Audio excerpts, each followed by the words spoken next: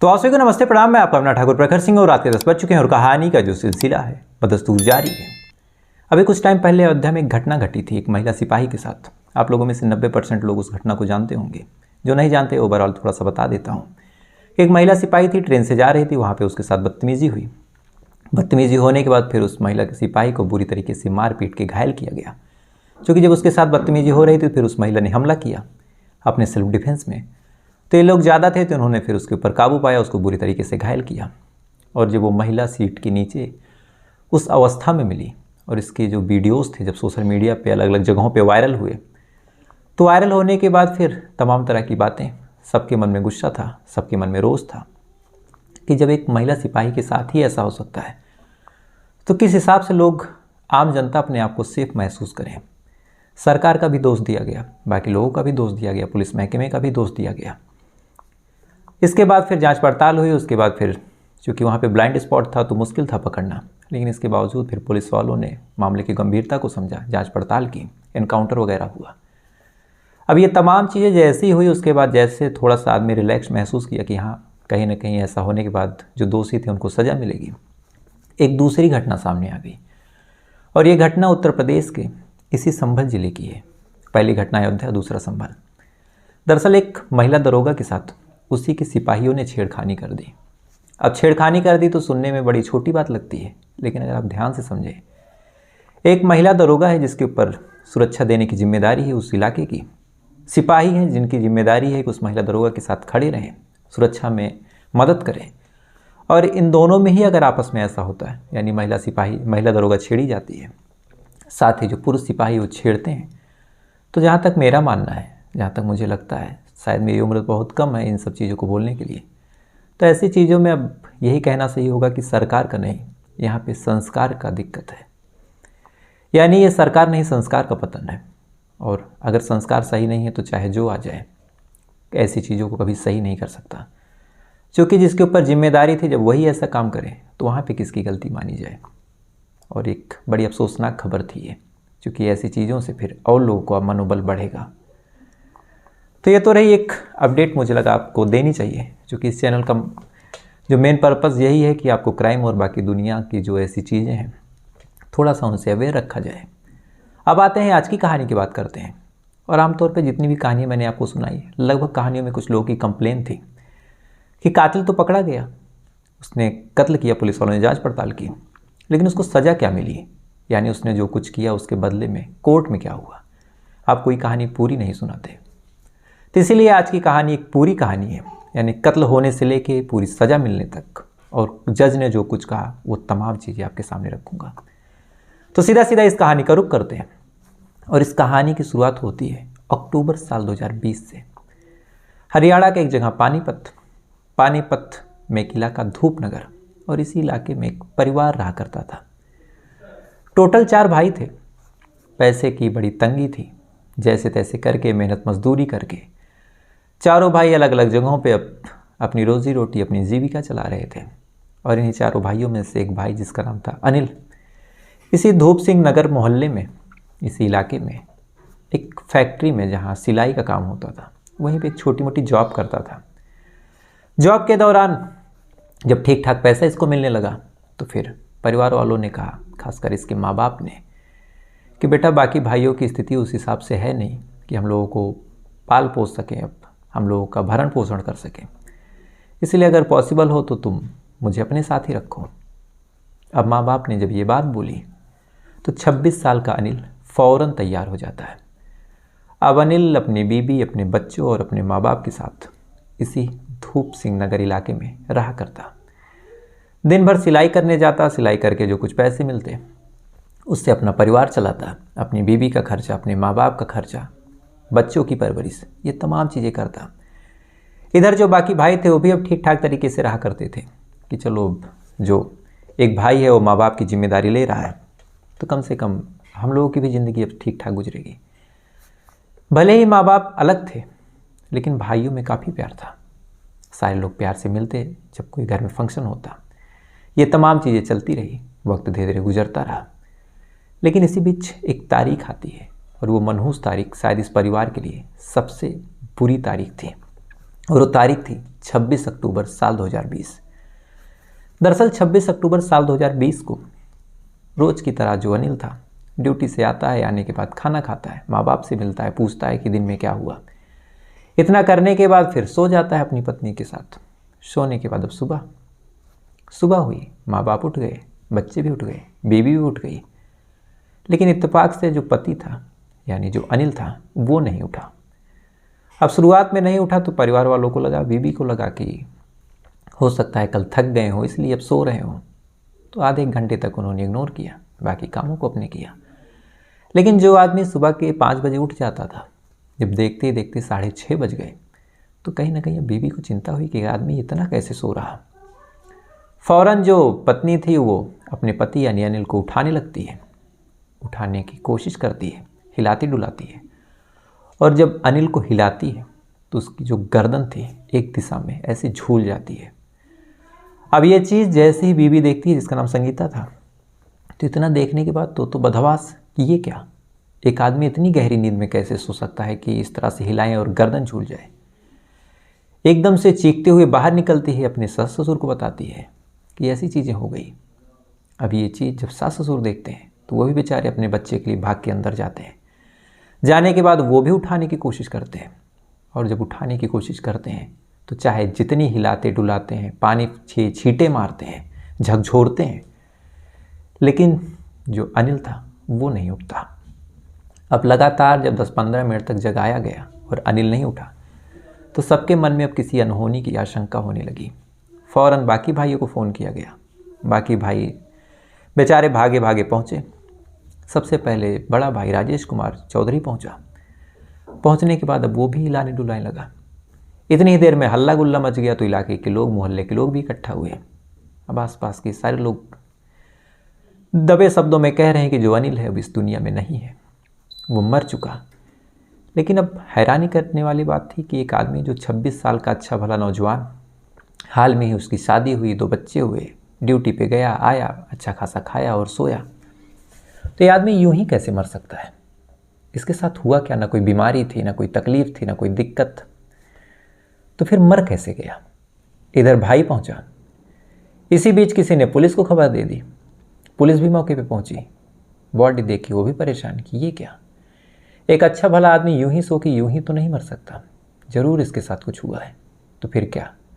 तो पता लगाने का एकमात्र तरीका था कि बॉडी अब कब्जे में लिया जाए, लेने के बाद बॉडी का पोस्टमार्टम किया जाए।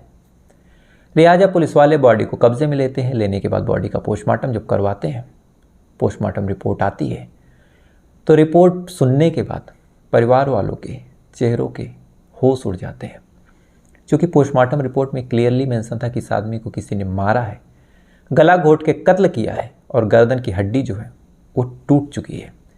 यानी रात में कोई ऐसा आया जिसने इस आदमी को गला दबा के मार दिया। अब ये चीज़ जब पुलिस वाले सुनते हैं तो चूंकि अब ये मामला कत्ल का था तो जांच पड़ताल का सारा एंगल बदल गया। पूछताछ शुरू हुई। सबसे पहले जितने परिवार वाले लोग थे उस समय जो मौजूद थे, उनका बयान दर्ज किया गया कि आप क्या कर रहे थे जब ये घटना हुई, तो आपने किसी को आते देखा, किसी को जाते देखा। तो माँ बाप से पूछताछ हुई। माँ बाप से जब पूछताछ हुई तो माँ बाप ने सारी बातें बताई कि हम सो रहे थे, सुबह हमारी बहू आती है, बताती है। अब जब ये बात माँ बाप बोलते हैं तो फिर बहू से पूछताछ कि आप कहाँ थी, आप तो उसी बिस्तर पे थी, तो अगर कोई आया तो आप जान कैसे नहीं पाई। तो जब बहू से पूछताछ शुरू हुई तो शुरुआत में तो बहू ने इधर उधर की बातें बताई कि मैं सो गई थी, मैंने किसी की आहट सुनी जरूर थी, कोई आया जरूर था। लेकिन ये चीज़ें जब लगातार पुलिस वाले पूछते रहे कि क्या किसी ने दस्तक दी, क्या कोई आया था, तो जिस हिसाब से बहू बयान दे रही थी, संगीता जिस हिसाब से वो चीज़ें बोल रही थी, वो चीज़ें कहीं ना कहीं पुलिस वालों को हजम नहीं हो रही थी कि इस हिसाब से तो नहीं हो सकता। तो कहीं ना कहीं पुलिस वालों को जब संगीता पे डाउट हुआ तो फिर पुलिस वालों ने बिना इधर उधर मेहनत किए अपने जांच पड़ताल का सारा दायरा इस संगीता के ऊपर लाके सीमित कर दिया।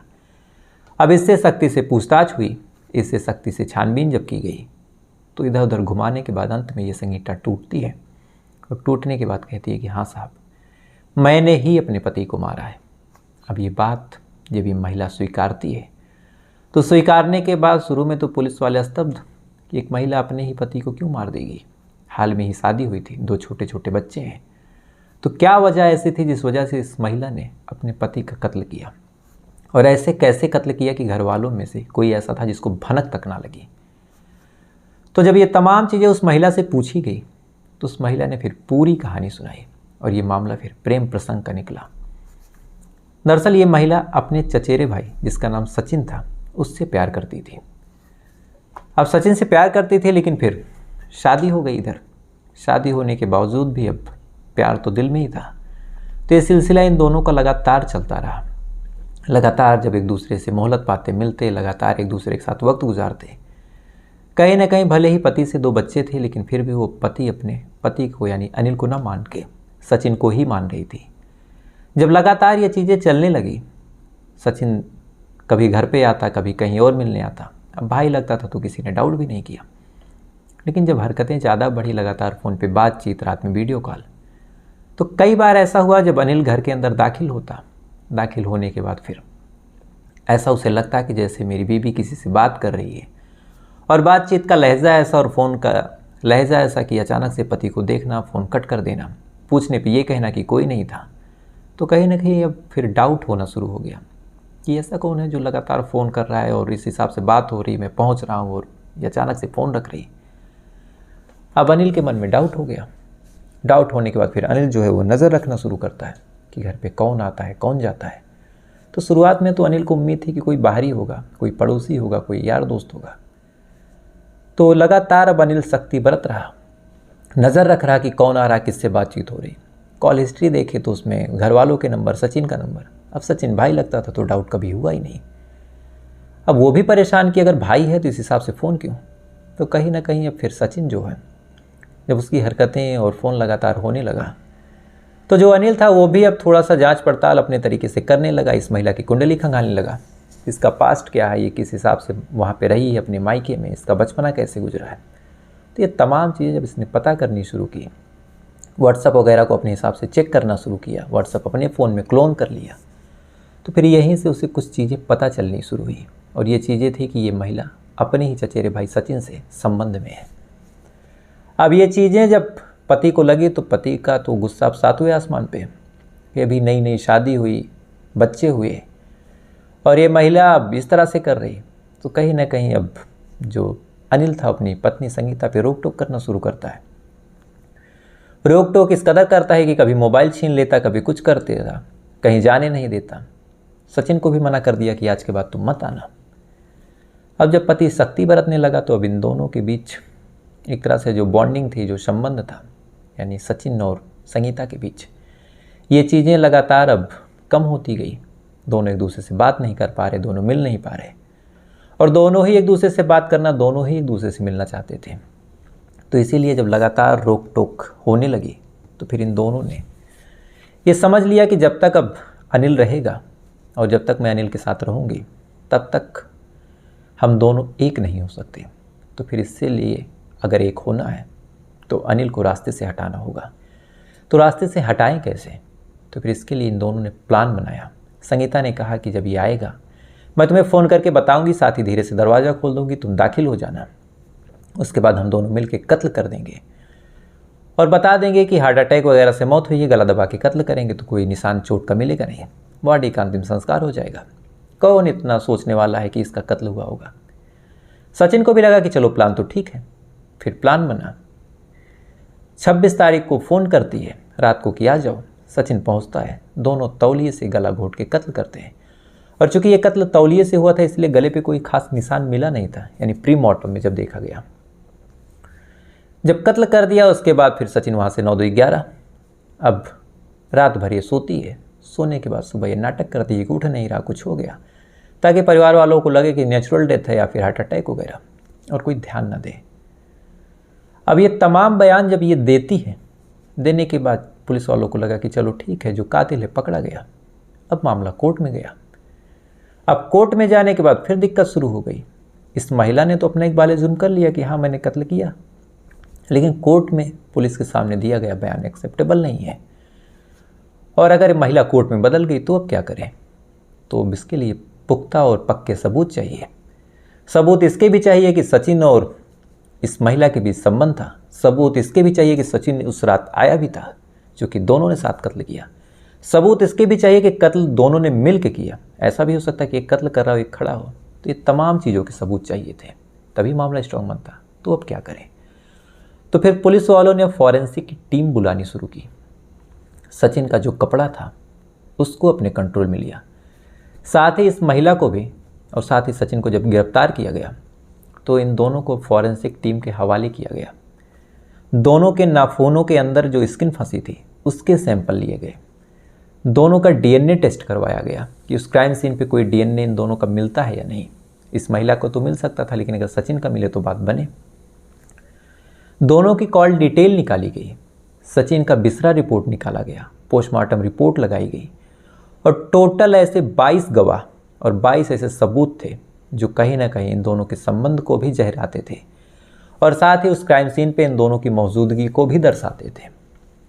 पुलिस वालों ने एफएसएल से लेके पूरी साइबर सिक्योरिटी टीम से लेके बिसरा रिपोर्ट से लेके कॉल डिटेल से लेके डीएनए सैंपल, नाखून के सैंपल, इन दोनों के बॉडी पे कौन से चोट के निशान है उसकी फ़ोटोज़ लेना, क्योंकि जब कत्ल हो रहा था तो अगले ने भी अपने डिफेंस में वार किया, तो कहीं ना कहीं बॉडी पे चोट के निशान, कहीं नाखून लगना, जो मरने वाला शख्स था अनिल उसके नाखून में कोई स्किन फंसा हो तो उसका सैंपल। तो ये तमाम चीज़ें जब कलेक्ट की गई और अंत में मामला कोर्ट में जब पेश किया गया तो जज साहब ने जब पूरा मामला सुना तो सबसे पहले तो ये बयान दे दिया जज साहब ने कि इस केस में ये दोनों दोषी हैं। अब ये चीज़ें जब इन दोनों को पता चली कि जज साहब ने दोषी मान लिया तो 302 में अगर आप दोषी हैं तो एक ही सज़ा है, जो 302 के तहत जो कानून है कि अगर आपने मर्डर किया है तो फिर आपको उम्र कैद के अलावा कोई सज़ा नहीं मिल सकती। नॉर्मल ग्राउंड पे और कोई दूसरा ग्राउंड लग जाए तो बात अलग है। तो फिर इनके जो वकील साहब हैं उन्होंने फिर खेल करना शुरू किया कि चलिए अब दोषी तो मान लिया गया तो उसमें तो कुछ हो नहीं सकता, तो सज़ा ही कम करवाते हैं। तो फिर दोनों के हवाले से अलग अलग बैकग्राउंड दिए गए। संगीता ने अपना बैकग्राउंड दिया कि 2 छोटे छोटे बच्चे हैं और अगर मैं जेल चली गई तो पिता मर चुका है और बच्चों की कस्टडी कौन लेगा, इनकी परवरिश कौन करेगा। सचिन ने अपना ग्राउंड दिया कि मैं पढ़ने लिखने वाला छात्र हूँ, मैं इंजीनियरिंग की तैयारी कर रहा हूँ, मेरा कोई पास्ट बैकग्राउंड नहीं है, मेरा कोई क्रिमिनल रिकॉर्ड नहीं है, मेरे बूढ़े माँ बाप हैं, मैं इकलौता सहारा हूँ। तो इस ग्राउंड पे हम दोनों को कुछ कम सज़ा हो या फिर कुछ सालों की सज़ा हो और उम्र कैद ना हो। अब जज साहब जिनका नाम था माननीय सुदेश कुमार शर्मा जी, अभी ये सुनवाई जो बता रहा हूँ अभी ये कल की ही सुनवाई है, यानी आज 23 है तो कल 22 था, तो 22 की ही ये सुनवाई है। तो जब जज साहब ने पूरा बयान और तमाम दलीलें सुनी तो सुनने के बाद बस एक लाइन बोली और साथ ही फिर अपना फैसला दिया। और जज साहब का कहना था कि 90% क्राइम और जो कानून तोड़ने वाले काम हैं वो इसलिए भी बढ़ रहे हैं कि कहीं ना कहीं जो जज हैं या फिर जो कोर्ट है सजाएं सुनाने में थोड़ी सी रियायत बरत देता है, थोड़ा सा वक्त लगा देता है। तो 3 साल का वक्त तो लग चुका, लेकिन अगर सज़ा सुनाने में मैं रियायत बरत दूंगा तो ऐसे केसेस, ऐसे मुजरिम और बढ़ेंगे, ऐसी चीज़ें और होंगी। इसलिए इन दोनों ग्राउंड पे कि बच्चे छोटे हैं या फिर माँ बाप बूढ़े हैं, ऐसे ग्राउंड पे आप दोनों के साथ कोई मानवता नहीं की जा सकती, क्योंकि आपने अगर कुछ किया तो ये पहले सोच लेते हैं। इतना कहने के बाद जज साहब ने बाकायदा इन दोनों को उम्र कैद की सज़ा सुनाई, जो माननीय सुदेश कुमार शर्मा जी थे। साथ ही 25,000 का जुर्माना भी लगाया और साथ ही ये भी कहा कि अगर ये दोनों जुर्माना नहीं देते हैं तो 3 साल की एक्स्ट्रा और सजा होगी, यानी 25 साल यानी उम्र कैद और प्लस 3 साल और। तो जज साहब का कहना भी कहीं ना कहीं सही था कि अगर इन ग्राउंडों पे इन लोगों के साथ रियायत हो गई तो ऐसे केसेस और बढ़ेंगे, और ऐसे केसेस बढ़ेंगे तो फिर कोर्ट कचहरी और ऐसी दिक्कतें और समाज का पतन, ये तमाम चीज़ें होंगी। तो आप लोगों की बड़ी डिमांड थी कि कोई ऐसी कहानी सुनाए जो शुरू से अंत तक, यानी सज़ा क्या मिली और कातिल का पकड़ा गया क्या हुआ। तो मुझे लगा कि चूँकि कल इस फैसले को मैं पढ़ रहा था और अभी ये लोअर कोर्ट का फैसला अभी हाई कोर्ट में हो सकता है बदल जाए, क्योंकि कुछ भी हो सकता है कोर्ट के मामले में, लेकिन मुझे लगा कि एक कोर्ट का फैसला आ गया तो कम से कम कल ही आया, तो मैं इसको जब पढ़ा तो मुझे लगा आपको सुनाना चाहिए। तो फिलहाल ये थी पूरी कहानी। अब आपसे कल फिर मुलाकात होगी किसी दूसरी कहानी के साथ। तब तक अच्छे रहिएगा, खुश रहिएगा, अपना ख्याल रखिएगा, अपने देश का ख्याल रखिएगा। जय हिंद, वंदे।